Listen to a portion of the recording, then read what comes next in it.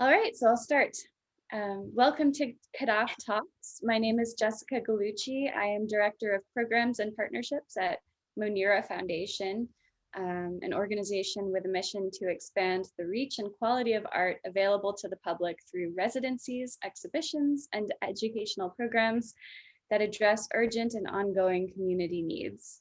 I'm here with Lorenzo Bruschi, an artist in residence with the foundation. He is a virtual resident.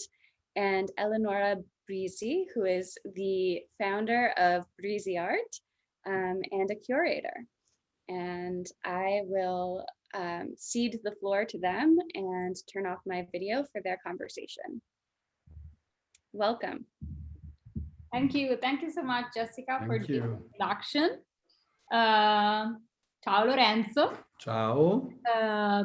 Yes, I had the pleasure of getting to know Lorenzo, and I will just start saying that time will never be enough to describe what he has been doing in these past many years.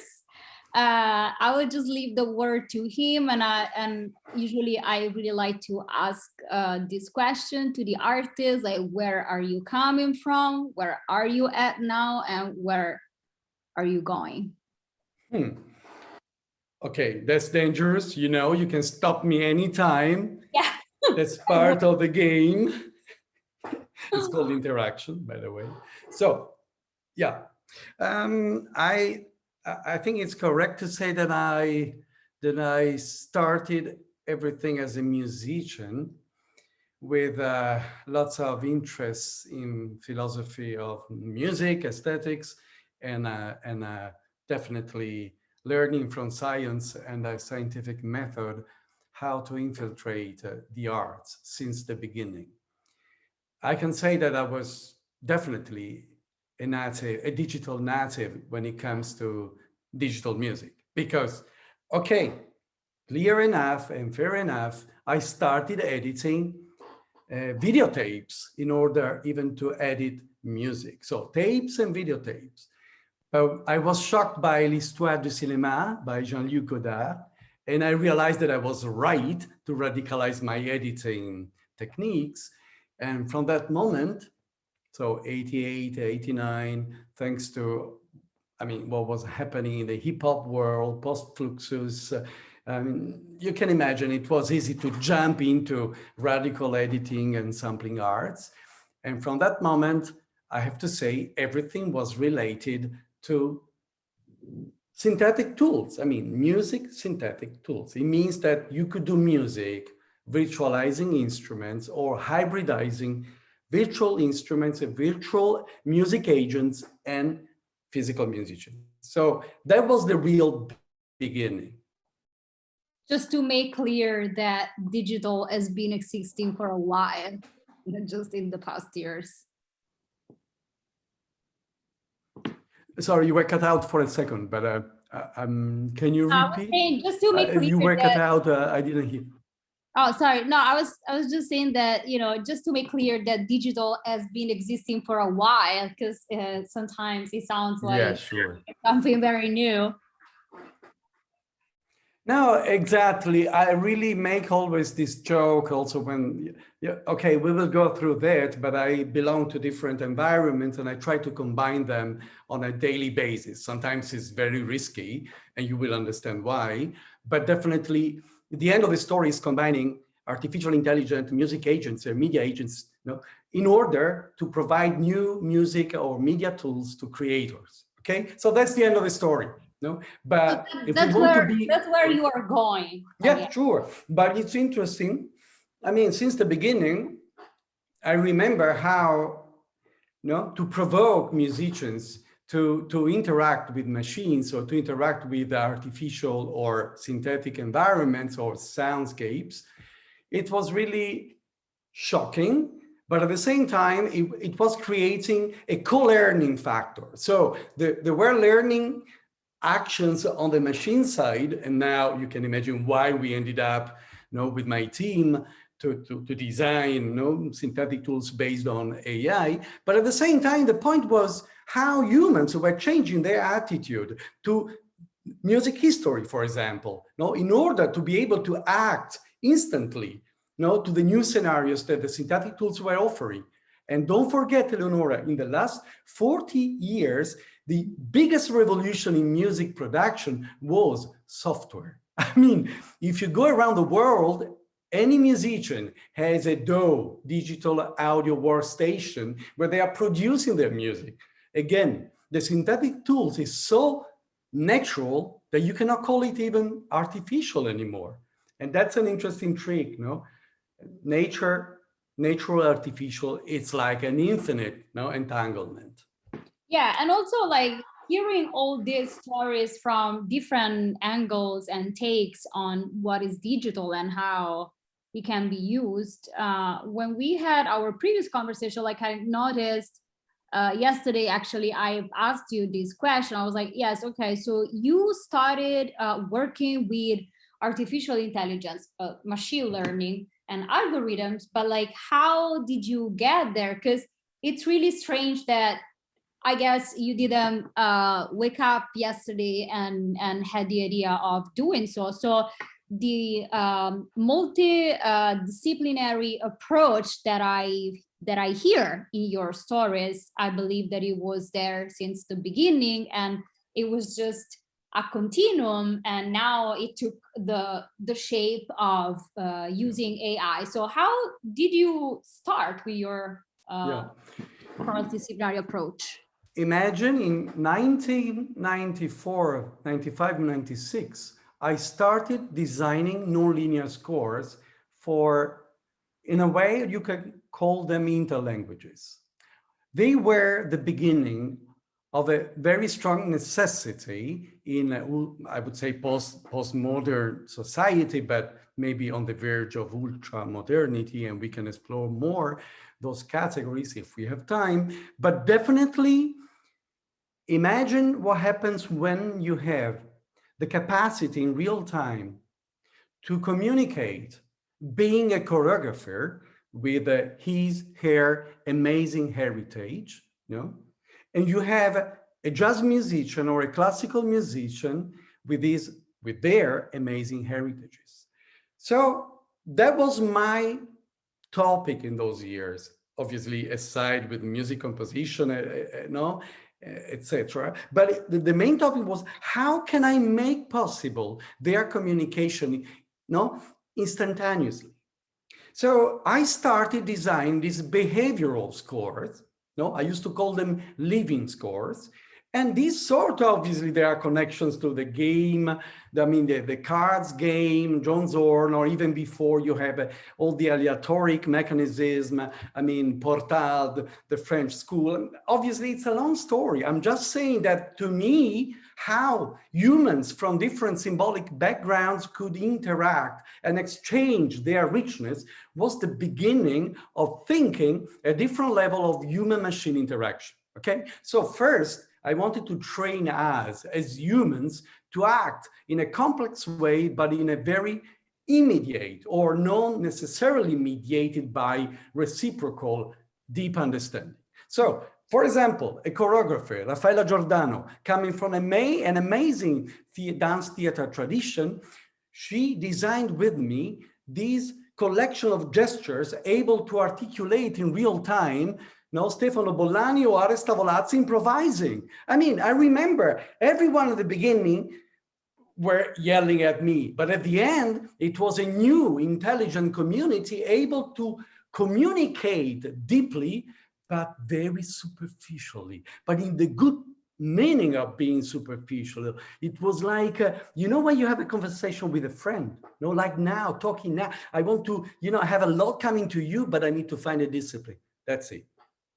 But if you think, so we understand that, which is, for instance, something that happens with art as well, like the voice of art has always been the same, but the language changes. So if you think back then, when you were mentioning theater, so it was always in your mind, how can I make different disciplines and different actors like combine and act together? But do you think that technology, you're doing the same thing today, but obviously you have very different tools. Do you think that technology helped in doing that, or it's just a contemporary way of the same process? Did it Same help? process. Same process. Process. I don't even see the tool. I mean, I only see prosthetics. So, but when they talk about AI, no, before you enter the process, you go very scandalistic. No, you think of substitution, and obviously there's a sort of singularity danger. I mean, it's all clear that human tools can be very dangerous. So nobody could say no. I mean, no, we can talk about weapons and so on. I mean, it's a political statement always. When you take the responsibility of a synthetic leap, this is the crucial point. You cannot deny that a synthetic leap implies oblivion. You forget something. It's like when you drive your car, or when you are using any technology-based tool, you are not really concerned about how it works. So you use it, and you build on top of that usage, further abstractions. So you could say the same for mathematics. You can say the same, obviously, with automatic automatons. But in this case, if we talk about what is the goal, I very often refer to my obsession with asymmetry. I mean, compensating asymmetry is my way to define justice, injustice, this complicated relationship. So I know, I mean, I don't want to push too much philosophically if we don't have the time, but asymmetry. But you are a philosopher, I've heard.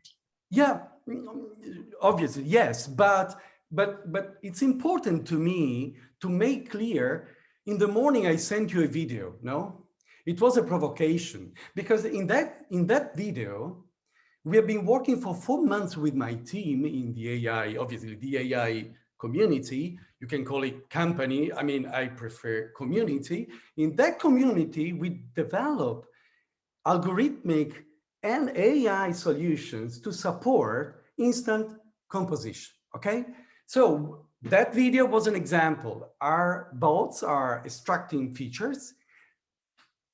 And then obviously there's a music, sort of composition agent that is composing based on those features. You know how many humans are involved in this process. You know how much work is needed to really design the cross ontologies in order to be able to extract and give semantics. Bots don't know anything about what they are crunching. We know about what they are crunching. That's the real point. Humans, for sure, will co-learn with machines, and machines will improve their capacity to assist humans. This is our plan. That is very great, and I'm happy that you met the AI on your path at a certain point, machine learning.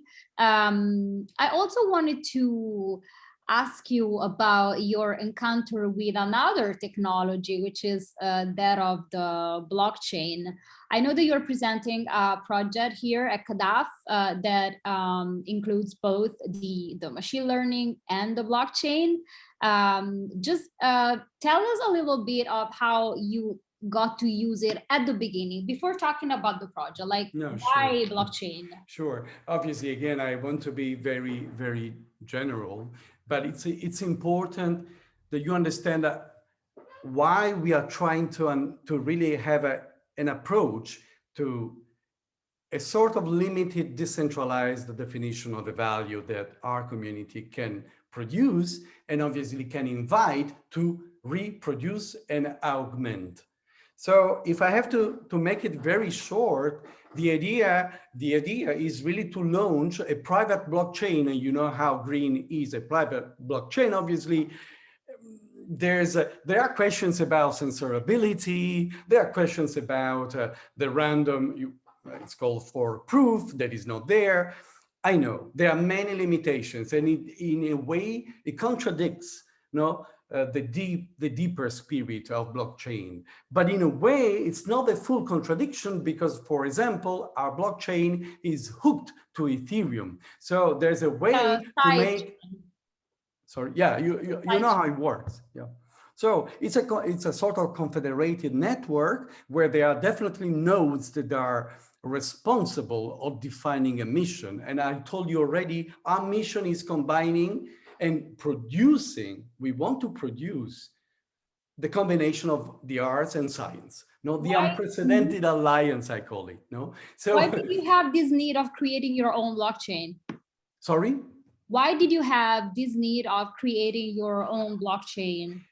So that's an interesting question, because it's the same question that many of our advisors are obviously posing. There's a very interesting mechanism that we want to promote. So in a way, a blockchain and then the smart contract that are connected to the blockchain is automatically implying digital scarcity. And that's exactly what we are not in. Because we are into digital proliferation.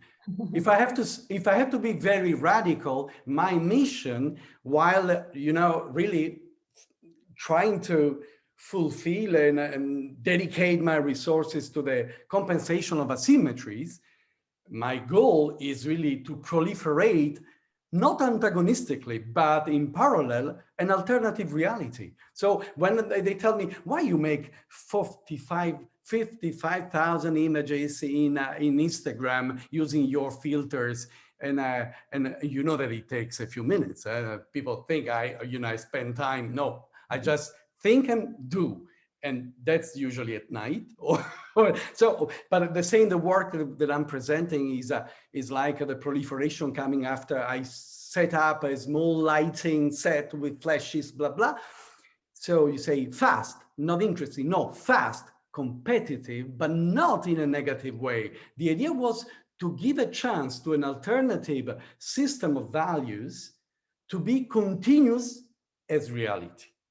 Yeah, I'm very interested in this. Why is proliferation an alternative? I mean, how is it valuable? Why scarcity is not valuable? No, that's why you're right. I need to close that circle. Otherwise, the contradiction stays on, and it could be probably a nice metaphor, but not really interesting or useful now.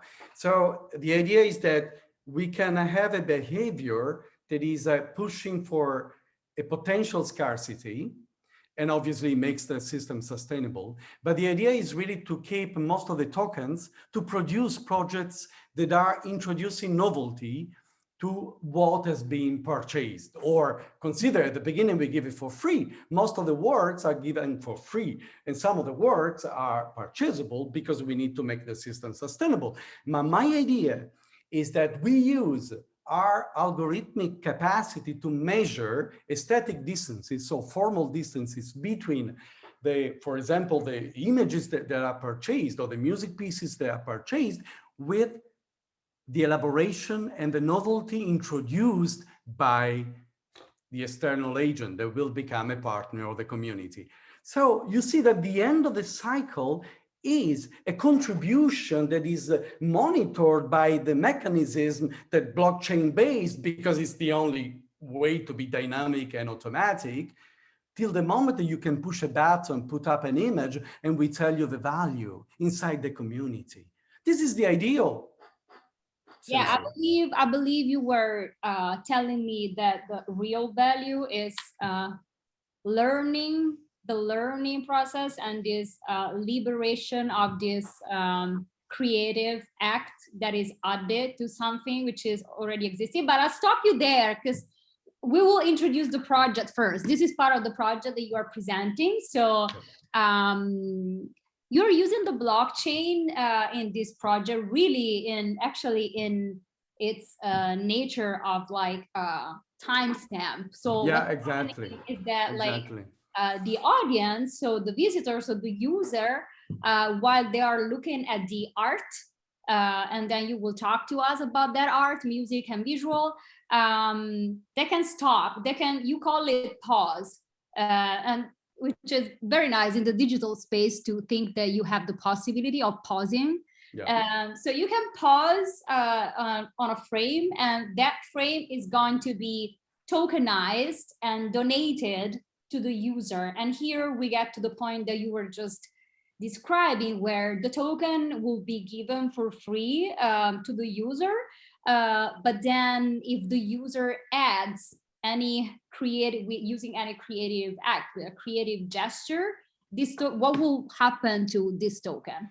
We give an augmented value. So the future is augmented. So the future, if we label the future, is the potential risk of purchasing something that obviously the value is dynamic and fluid. We even want you to be part of this community, provoking a potential added value that is the elaboration that we can measure. So you can imagine we start with a good algorithmic capacity to do this, but imagine if the token grows, we can do this on a daily basis, improving our algorithms and obviously involving more researchers. But as you understand, I'm not alone. Also this idea, I mean, I love the art world, but the overestimation of individuals is a bit too much to me, okay? So it's fine, I'm a guest, okay? I'm a guest, but so I'm a guest that is fully committed to generate symbolic states, okay? So I can make thousands, you know, more or less discussable. I don't even know the criteria on the other side. I'm just focused on creating a continuous flow that, for example, will be soon used to train a network that will be able to extract similar features where they are not, and that's an interesting point, because my lenses go to the world through the bolt and recompose. So, and then you can tell me, is that prototypical? Yes. So are the arts able to create prototypical behaviors? Yes. Is that what is needed more intensively after COVID? Yes. So no, my statement is also very clear. The capacity of generating new values is too low. I mean, it's too low in terms of expectations. And the capacity of identifying beauty is too reductionistic. So imagine pop music, and the metaphor is clear. I mean, the richness dating back to 40 years ago, and the standardization of music formats nowadays. We talk about the 95% of the music that is heard, listened. So it's a provocation, okay? It's a provocation to enlarge expressive capacity. Is value participation? Exactly. I love so the idea with Lisa Pignol from Monira was also, sorry, you were cut out again. Yeah, I was asking you if you think the value is participation. Can you hear me? Sorry, no, I lost you. Can you hear me now? Can you hear me now? Yeah. Here we are on the live talk. Can you hear me now, Lorenzo? Yes, finally. Okay. Yeah. Yes, I was just saying that I didn't hear when I asked you if you think the value is participation. The value is action, aesthetic action. Not really, I mean, I make an example. You have a software to produce music. You use plugins, they have an amazing number of presets, okay? So you can even use, you know that most of the multimedia productions in the world, they don't use a human composer directly hired. They go to a library, get the music, more or less well licensed. I mean, there are obviously surprises, and then done. No, then you tell me, oh, Lo, what did you do with the bots? Yeah, exactly. What did I do with the bot, with my people, and now companies spinning off to go to the world and offer this instant music making system for multimedia, blah, blah. But why? It's not a matter of substituting humans. The matter is to give, at this point, in a very explicit way, the capacity to play and alter this synthetic tool in a way that is even more expressive and pertinent than going randomly, choosing a piece, putting it in the video, and then you don't know how to edit. So that kind of of a sort of backlash is admitted, and to use a bot properly orienting its intelligence is not. So this is why I'm saying, obviously there's an ecology topic behind even the definition of asymmetry. It's clear that the capacity of generating values and beauty is very limited. Especially in music, we have been suffering this reduction in an incredible way. Think of the 70s, then of the 80s, and now you are even nostalgic about the 90s. And we thought it was, no, and now you are nostalgic because it's getting worse, no? And so open up the Pandora vase, no, because it's there, just open it up. You can use any synthetic tool to do it. The important thing is to open it up, thinking out the box, and just play your game, And your do it. individual game. And that's the arts for me. The arts are the prototypical person to show how this can be done on a daily basis. That is very cool. And I would love to see some of the actual art from the project. If you want to share your screen, maybe we can see the images that will be rolling on the screen where the user will be able to. Yeah. So, for example, here you see exactly what I was telling before about these sort of long experience based on colors and light, okay?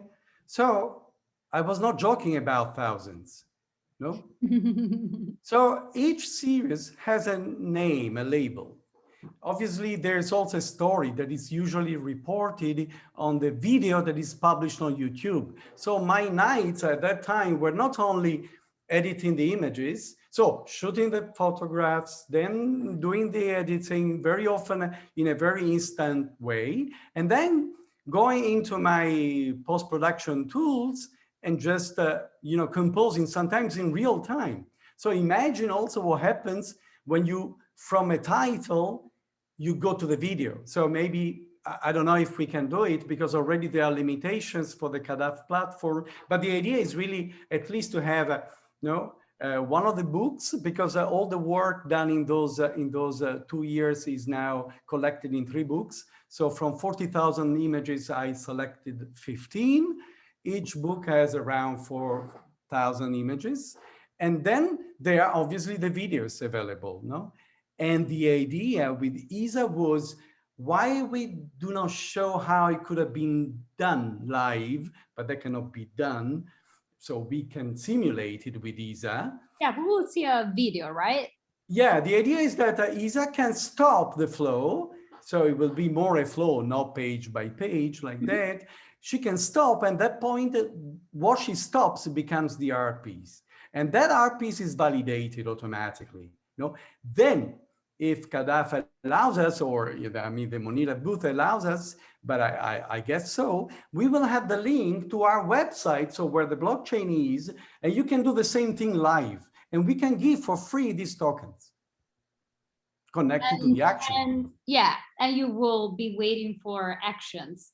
This is very sure. Yeah, that's the basic thing. I mean, you can pose in the website, and then you can also repost and re-upload your elaboration. I think, you were mentioning yesterday that so I get my token for free, and then I act on my token. I will post it back to the website, and you kind of have an AI based, so an algorithm which will be evaluating, will give value to this new token. How do you value that? Based on what? How is the algorithm learning? But we start obviously. Okay, the music one is quite complex. It's the most advanced, no?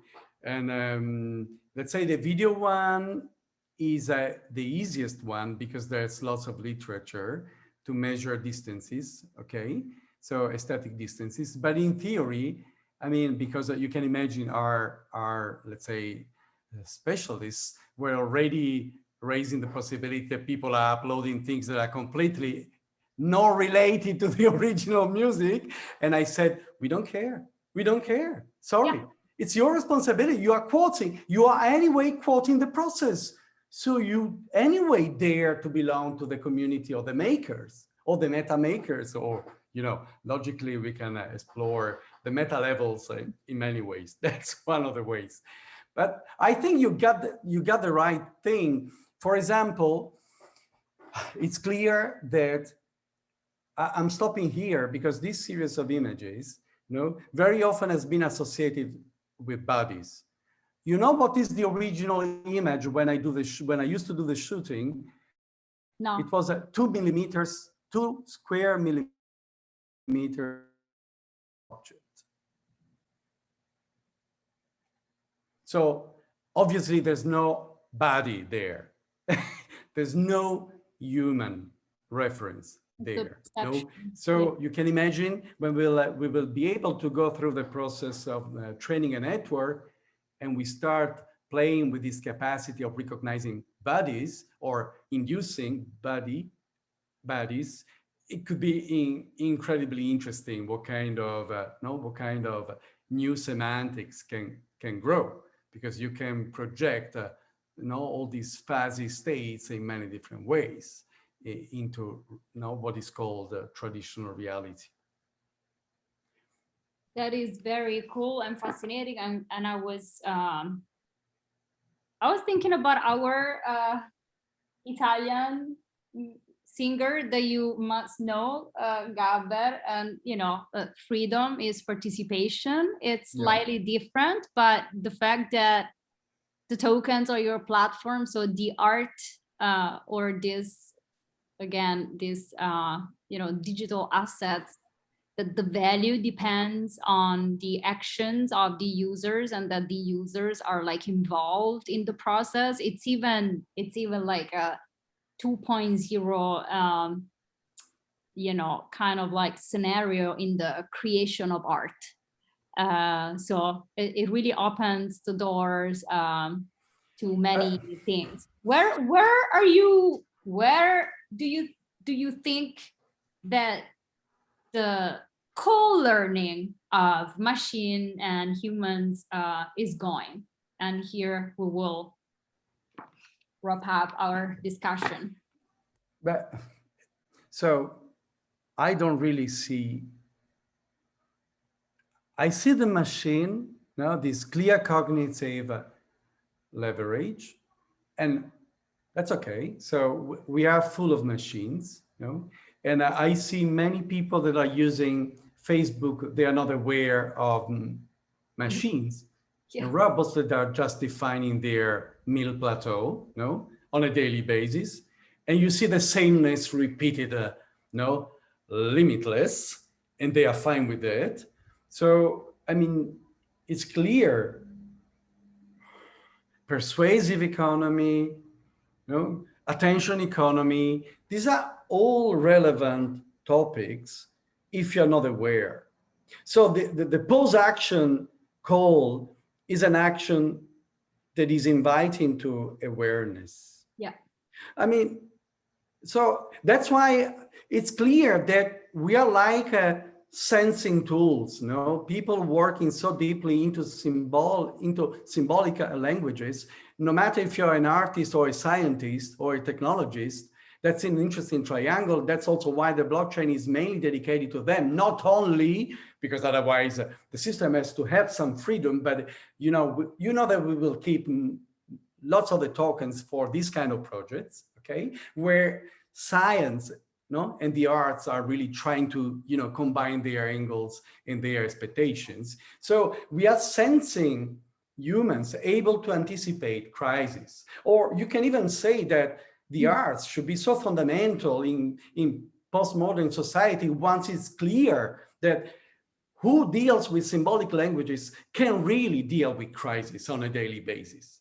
So when you are dealing with a research, even also as a scientist, you deal with crisis every day, with lack of information, with research. I mean, it's clear that we need a more constant integration between ordinary and extraordinary. And then we go back to the idea of asymmetry. I'm not saying the world in the hands of extremists in the symbolic field. I'm saying that this disintegration is not doing good to the world. That's a clear point. Ecology thinking cannot be made based on a couple of politicians. I mean, this is bullshit. How can you believe that the economic measure is the only measure? Now, it's clear that it doesn't create enough value. No? Do you need more demonstrations? So how can we be so stubborn? That's the thing. So this is a model. I'm calling for action. I'm calling for using in a more aware way synthetic tools. No, I like sharing more, being more courageous, being more courageous. Now, this is something that is so relevant. Yeah, awareness and action. And if we can do it through art, or at least take it from there and start from there, I'm sure that it will be amazing.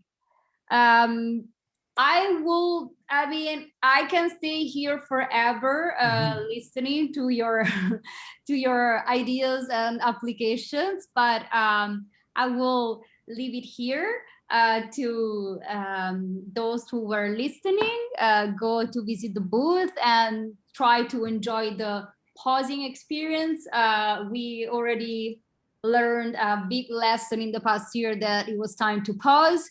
So do it with this project, and then just it's a call to action. So just act. Thank you so much, Lorenzo, for this talk. Thank you, Eleonora. Thank you, Jessica, Monira, and CADAF. Thank you so much. Thank you to Lorenzo and Eleonora, and to our partner CADAF Online. And yes, please go visit the Monira Foundation booth, where you can see Lorenzo's work, Morphosis Proliferation, and purchase it yourself.